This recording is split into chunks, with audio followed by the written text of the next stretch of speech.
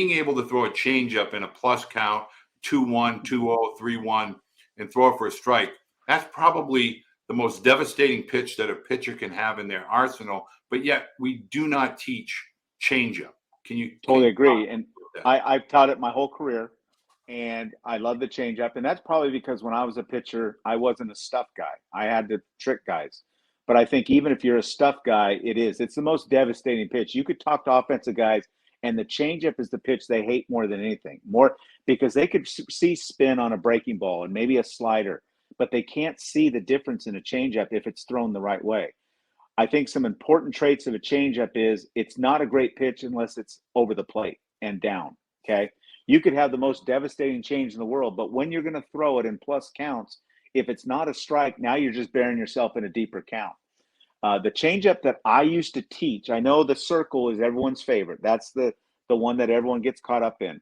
I have never taken a circle away from a pitcher if he could command that. What I like to teach is what I call the moderated circle.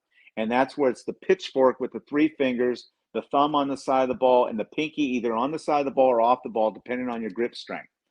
The changeup needs to be thrown like an unboiled unboiled egg. You can't squeeze it. You got to stay nice and supple.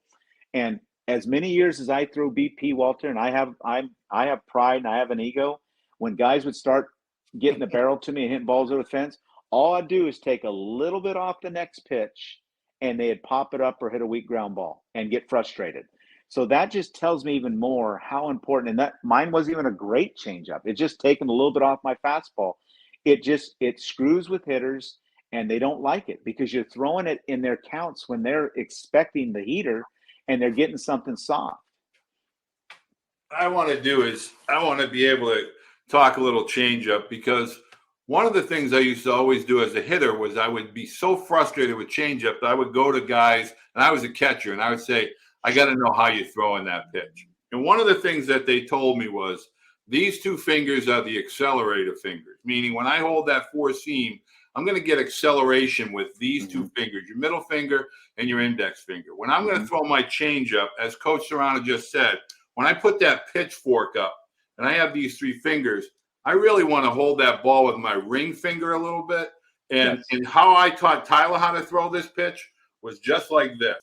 Yeah, and so that's Tyler exactly learned that finger, your ring finger, that ball was coming off of that finger and being guided by the middle and the pinky.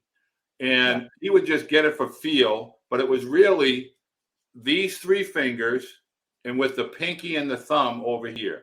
Yeah. And I used, Dave, when I tell you, he would play catch with a changeup from the age of 8. And I have parents that push back and coaches that do teaching lessons.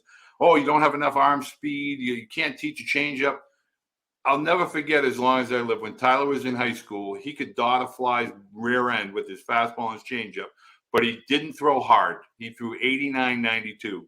And then somebody kept telling him, you got to throw hard to make money. And they focused on velocity, and all heck broke loose. But teach the changeup, and I promise you, you'll pitch for a long time.